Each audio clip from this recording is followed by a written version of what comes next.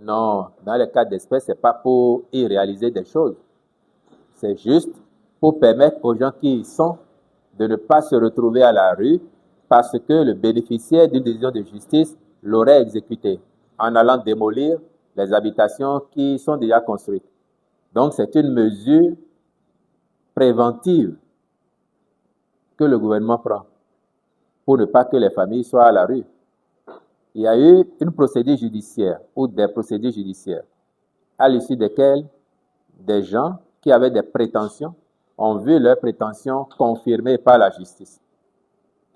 Comme nous sommes dans un état de droit, s'ils doivent appliquer leurs décisions pour matérialiser leurs droits de propriété sur les domaines qui leur ont été reconnus par la justice, ils vont soit déguerpir les gens qui y sont, parfois depuis de longue date, soit leur demander de payer encore pour y rester.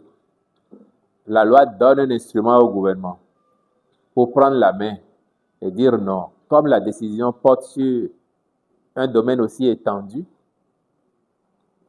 le Conseil consultatif foncier est saisi, a fait son travail. Maintenant, tout ce qui reste au gouvernement, ce sera d'évaluer pour voir ce qui pourra être payé après aux détenteurs de cette décision de justice pour que les populations soient laissées tranquilles.